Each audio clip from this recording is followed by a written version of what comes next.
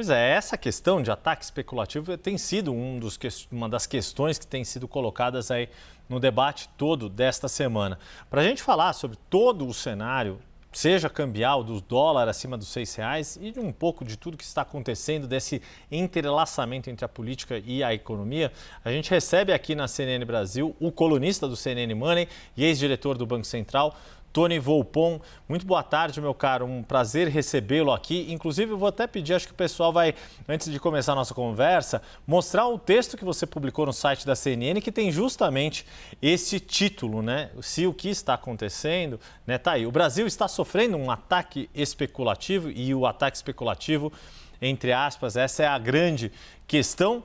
Queria então que você, Tony, para a gente começar, Volpon, pudesse já explicar então, respondendo essa pergunta, estamos sofrendo um ataque especulativo ou talvez a melhor explicação seja uma espécie de efeito manada diante de tudo que está acontecendo nesses últimos dias?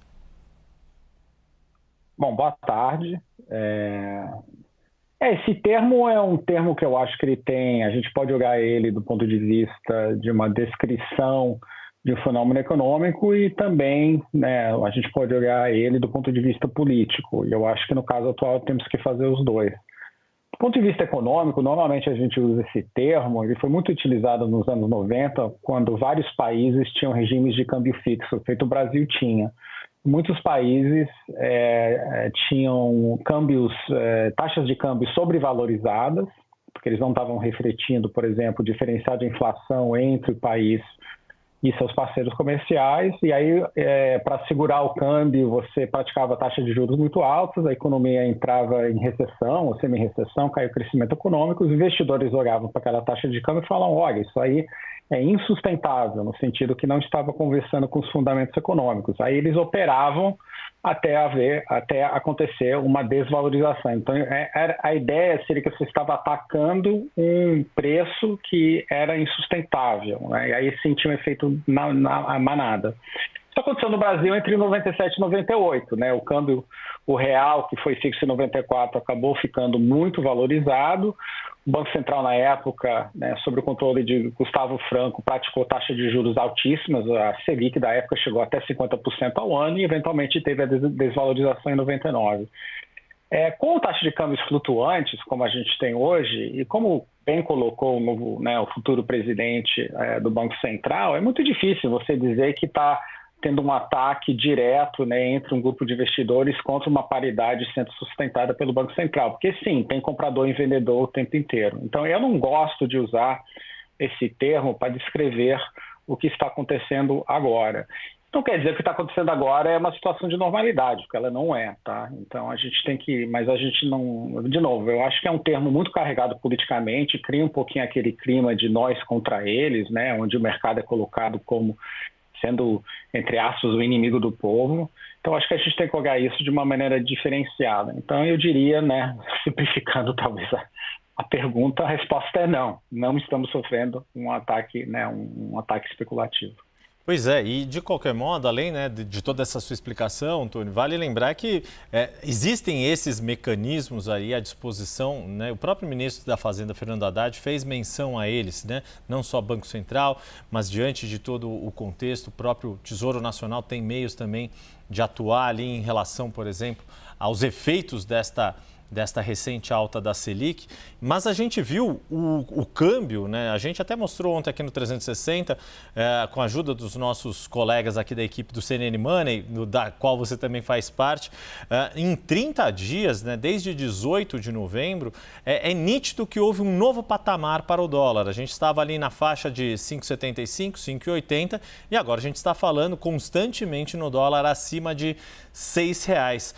Já é possível, Tony Volpon, falar que este patamar de R$6 veio para ficar na cotação do dólar ou, a depender de como termine esta semana no pacote fiscal, se eventualmente mais medidas fiscais vierem ao longo dos próximos meses e a forma como a economia se comportar, a gente pode retomar um patamar mais próximo ali de 5,50, 5 e alguma coisa? Bom, primeiro, no curtíssimo prazo, e dado a agressividade de venda de dólares pelo Banco Central, hoje especialmente, foi a maior intervenção feita no mercado de câmbio desde o lançamento do real, né? Então, 8 bilhões de dólares em um dia só é bastante coisa, a razão pelo qual o dólar de fato caiu, né? E pelo fato que eu acho que quem quis comprar dólar, seja por razões sazonais, seja porque realmente perdeu confiança no que está acontecendo no país e quis fazer essa saída, provavelmente fez isso durante essa semana, né? Está fazendo isso durante essa semana, não vai deixar para a semana que vem, nem necessariamente para o início do ano. Então, acho que no curtíssimo prazo, né, por essa queda de liquidez que teremos nas próximas semanas, eu acho que a gente vai ficar, né, mais ou menos patinando nos níveis atuais. Agora, o que vai acontecer a partir de 2025? Acho que há dois caminhos, né? Um caminho é esse caminho de ficar brigando com o mercado, falando de ataque especulativo, falando que não tem razão pela alta, né? Uma gradual perda de credibilidade e confiança por parte dos investidores, que de um lado, né, são chamados por elementos do governo, né, como especuladores, mas do outro lado eles são chamados a financiar, né, a dívida do Tesouro toda semana nos leilões do Tesouro Nacional. Então é aquela história, né? Eu acho que se o governo de fato entender que a razão pelo qual isso está acontecendo é porque vivendo num mundo muito pior, né? A gente está vivendo num mundo complicado, né? Onde é muito mais difícil países endividados financiarem suas dívidas e, portanto, tem que ter um esforço fiscal adicional. Se o governo perceber que isso é a realidade que nós estamos vivendo hoje e começar a trabalhar efetivamente anunciando a intenção de tomar mais medidas fiscais para colocar o Brasil numa trajetória de estabilidade do seu endividamento, aí sim a gente pode ver uma rápida e boa recuperação nos mercados como um todo, e isso tiraria a pressão do Banco Central de ficar subindo os juros reunião após reunião. Então esse é um caminho.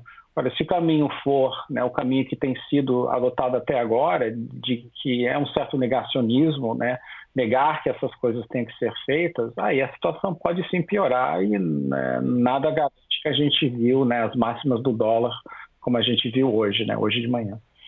Tony Volpon, para a gente encerrar, a gente ainda está acompanhando, ainda está acontecendo todas as discussões e votações no Congresso Nacional, ainda na Câmara. Deve começar hoje ali um dos projetos. A gente, inclusive, falou agora há pouco com o senador Rogério Carvalho, que vai ser o relator da medida que já foi aprovada pela Câmara e aprovada, concluída ontem. Esse pacote fiscal ainda está sofrendo essas modificações e agora a gente tem um pouco mais de clareza do quanto o Congresso, a despeito dos alertas e pedidos do ministro Fernando Haddad, acabou sendo desidratado. O quanto esta desidratação, na sua avaliação, comprometem um pacote fiscal que já foi visto como insuficiente para o tamanho da necessidade que havia no ajuste das contas do governo? Isso não ajuda, mas no final do dia também não é totalmente inesperado. Quase tudo que o governo lança desse tipo para o Congresso sofre esse tipo de ajuste para baixo. Por isso que o governo deveria ter mandado, de fato, um pacote muito mais robusto, né? Sabendo que isso ia acontecer de qualquer maneira, né? A responsabilidade final de propor, convencer e negociar é sempre do Executivo, né? Não é do Congresso. O Congresso faz seus ajustes, né, tendo suas visões sobre esses temas. Então, de novo, não acho que o Congresso fez é totalmente inesperado, mas o bem da verdade, como você bem colocou, é que frente à necessidade de dar, nesse ambiente externo global muito adverso, né, dar uma solução mais rápida à questão fiscal. O que eu quero dizer com isso? Né? Mostrar realmente um caminho crível onde haverá um superávit primário autossuficiente para estabilizar a relação dívida-PIB no curto prazo e não ficar mostrando projeções de 5 anos, 7 anos, até que isso supostamente iria acontecer.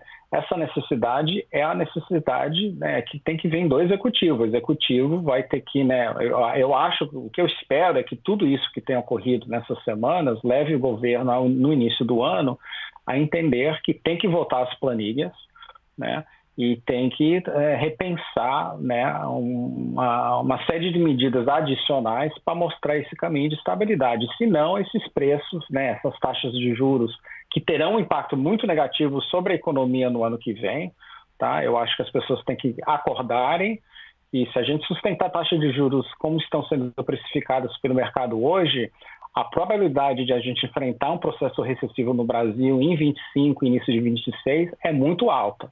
E esse é o preço da inação.